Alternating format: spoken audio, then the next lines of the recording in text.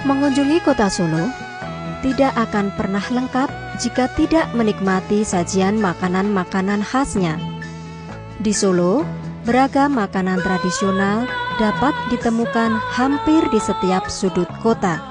Sebagian jajanan itu ada yang harus disantap di tempat, tetapi ada juga yang bisa dibawa pulang sebagai buah tangan bagi saudara, kerabat, ataupun sahabat.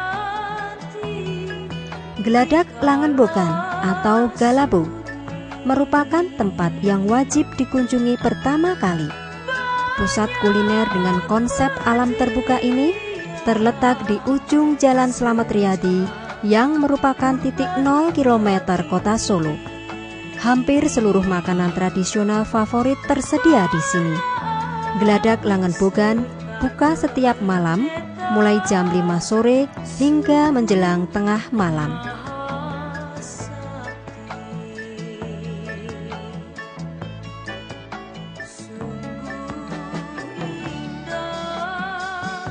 Nasi liwet merupakan makanan khas kota Solo yang paling populer.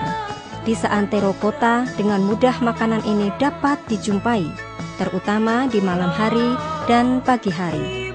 Nasi liwet terdiri dari nasi gurih dengan sayuran labu siam, daging ayam, telur, kumut alias santan kental, dan berbagai bahan lainnya. Penyajian nasi liwet pun eksotik, memakai pincuk alias piring yang terbuat dari daun pisang dengan sedikit ditekuk dan disematkan lidi supaya berbentuk kerucut. Rambak kulit sapi menjadi teman yang klop saat menyantapnya. Salah satu warung makan legendaris yang menyediakan nasi liwet adalah Nasi Liwet Wongso Lemu. Warung makan 3 generasi ini terletak di Keprabon, tepatnya di Jalan Tengku Umar, sebelah tenggara Pura Mangkunegaran. Buka mulai pukul 5 sore hingga pukul 2 dini hari.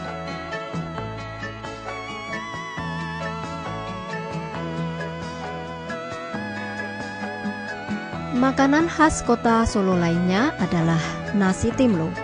Sepintas, makanan ini mirip dengan masakan sup atau soto. Satu porsi timlo terdiri dari irisan sosis ayam, telur pindang, daging ayam, dan ati ampla dengan taburan bawang merah goreng yang membuat aroma menjadi lebih sedap. Warung Timlo Sastro merupakan warung makan khusus yang menyediakan timlo. Berdiri sejak tahun 1952. Warung ini terletak di pojok sebelah timur Pasar Gede, tepatnya di pertigaan Jalan Pasar Gede dengan Jalan Kapten Mulyadi. Keistimewaan Timlo Sastro ada pada sosis ayam yang kulitnya terbuat dari telur bebek. Kuahnya yang segar terbuat dari kaldu ayam kampung.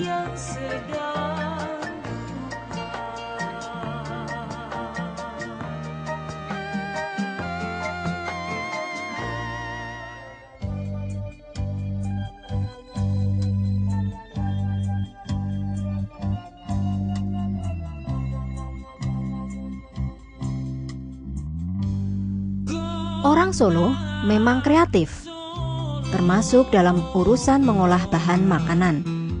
Nyaris tidak ada bahan makanan yang terbuang sisa.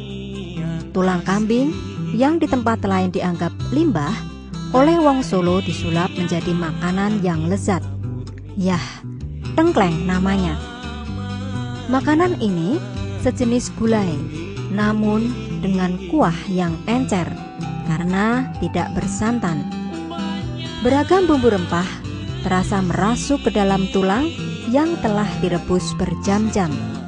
Sensasi kenikmatan akan dirasakan saat menggerogoti sedikit daging yang menempel pada tulang, serta menghisap-hisap tulang sumsum ataupun kuah yang ada di dalam tulang. Hampir semua warung sate menyediakan menu ini, tetapi ada pula warung yang khusus hanya menjual tengkleng. Salah satunya adalah warung tengkleng Bu Ediem. Warung ini berada persis di samping gapura Pasar Klewer Solo. warung tengkleng Bu Ediem buka mulai jam 1 siang. Walaupun dengan tempat yang sempit, namun para penggemar tengkleng Bu Ediem rela berdesak-desakan untuk menikmati kelezatan masakan ini.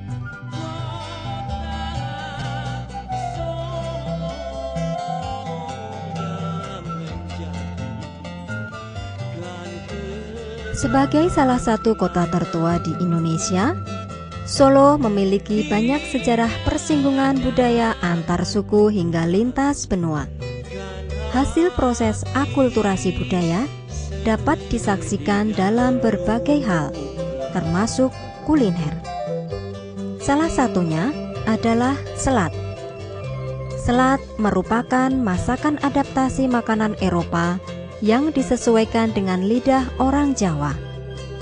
Selat merupakan makanan yang sehat.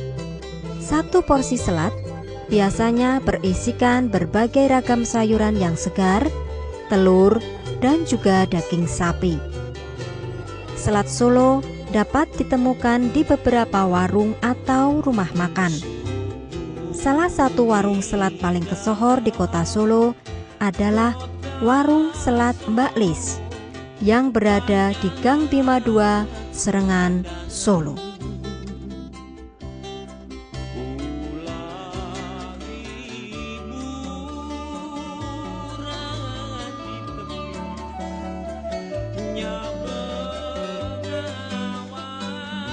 Cabuk rambak merupakan makanan yang sangat khas di kota Solo. Bahan utamanya berasal dari ketupat. Cabuk rambak menjadi makanan kelangenan karena keunikannya. Lihat saja cara penyajian makanan ini. Irisan tipis ketupat ditaruh di atas pincuk. Sambal wijen menjadi topping yang eksotik. Jangan kaget jika hendak menyantap makanan ini tidak disediakan sendok. Sebagai gantinya adalah potongan sapu lidi atau yang disebut biting. Ditemani dengan karak alias kerupuk berbahan beras, cabuk rambak nikmat disantap sebagai hidangan sela. Cabuk rambak banyak dijual di warung kaki lima, seperti di kawasan kuliner Stadion Manahan, Solo.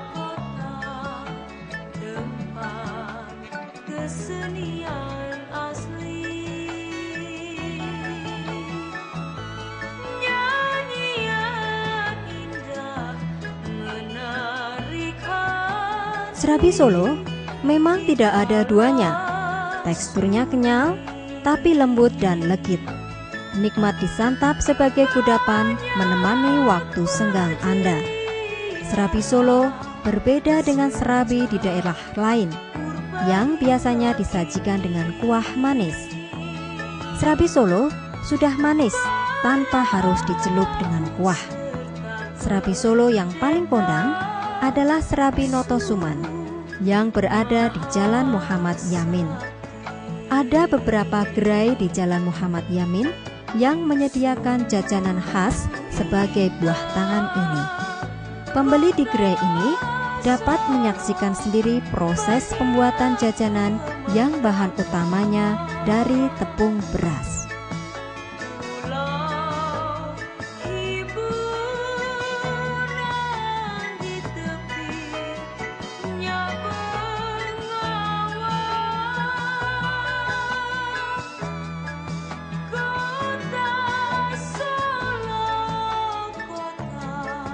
Bakpia Balong adalah makanan khas warga keturunan Tionghoa yang tinggal di Kampung Balong. Perkampungan yang berada di timur Pasar Gede ini memang merupakan kawasan pecinan. Sepintas bakpia Balong mirip dengan bakpia patuk dari Jogja. Bedanya, makanan yang terbuat dari terigu dicampur dengan gula dan wijen tersebut lebih besar. Isian rasanya juga memiliki banyak variasi, seperti rasa coklat, kacang hijau, durian, dan juga daging babi tetap dipertahankan karena para pelanggan dari kalangan Cina tetap menyukainya. Di kota Solo, hanya ada satu gerai atau toko pembuat bakpia Balong, yaitu Bakpia Balong Sumber Rejeki di Jalan Kapten Mulyadi nomor 17 Jebres, Solo.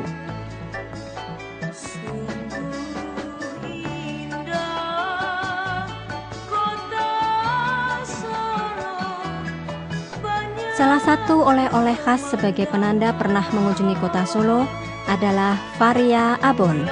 Seperti namanya, makanan itu adalah abon alias lauk kering yang berasal dari daging yang dimasak sedemikian rupa sehingga menghasilkan daging yang renyah sekaligus empuk.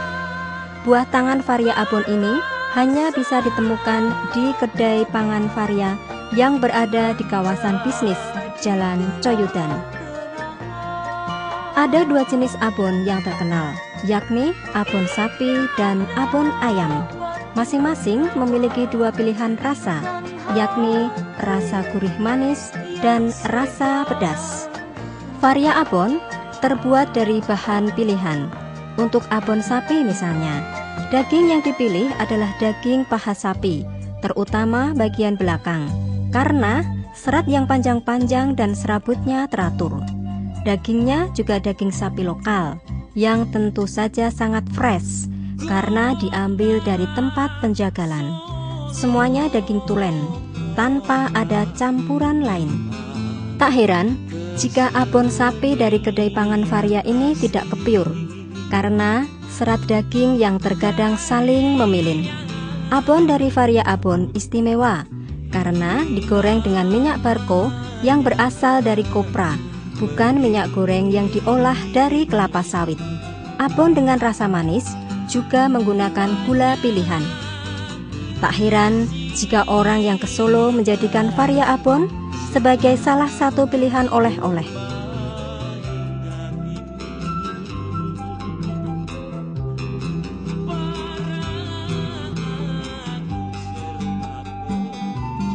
Intip merupakan makanan camilan dari kerak nasi yang sudah dijemur sampai kering dan kemudian digoreng.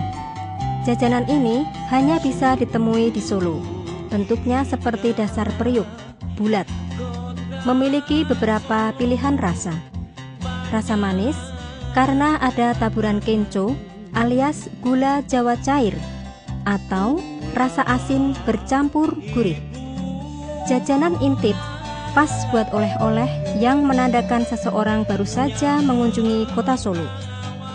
Makanan ini dulunya merupakan cara wong Solo yang menjadi ibu rumah tangga memanfaatkan kerak nasi yang tidak bisa disantap karena terlampau keras.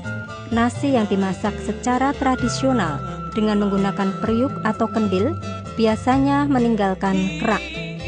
Ibu-ibu menjemur kerak tersebut dan kemudian digoreng. Meski bentuknya tak karuan, ternyata tidak disangka banyak yang menggemari cemilan tersebut, membuat orang kreatif mengusahakan kerak nasi sebagai komoditas jajanan. Dengan teknik tertentu, kerak nasi yang pembuatannya disengaja menghasilkan kerak yang bentuknya sangat rapi.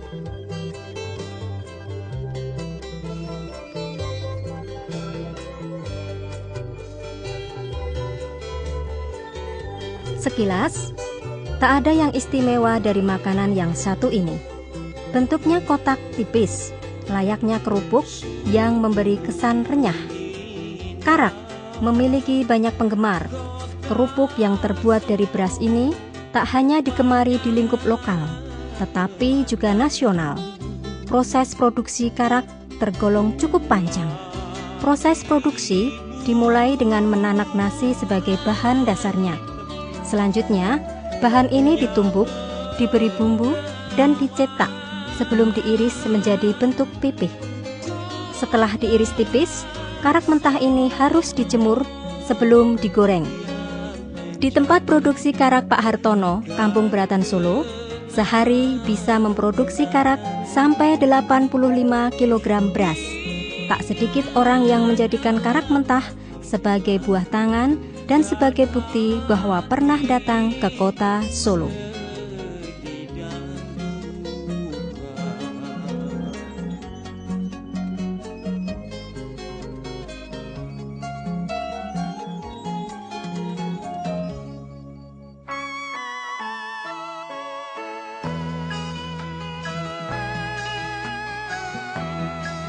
Hal yang tidak kalah menarik di kota Solo adalah wedangan. Wedangan Pendopo adalah salah satu tempat wedangan dengan konsep heritage. Di setiap sudut ruangan tidak lepas dari pernak-pernik dan benda-benda koleksi antik, serta memiliki citra seni yang tinggi. Terletak di Jalan Sri Gading 1 nomor 7 Turisari, Mangkubumen, Solo, Wedangan Pendopo sangat tepat dijadikan tempat untuk bernostalgia sembari menikmati Solo tempo dulu. Menu yang dijajakan tidak berbeda jauh dengan menu hik. Tahu bacem, tempe mendoan, bakwan, dan berbagai macam jajanan unik ada di sini. Minuman yang disediakan juga minuman tradisional seperti wedang jahe kepok, wedang serai, wedang uwoh, teh tubruk, dan sebagainya. Makanan favorit di Wedangan tentu saja nasi kucing dan nasi sambal goreng lombok ijo. Di Wedangan Pendopo, selain untuk bersantai, juga bisa dijadikan ajang untuk ngumpul, bertemu dengan teman lama, atau reunian sambil bernostalgia dengan suasana Solo tempo dulu.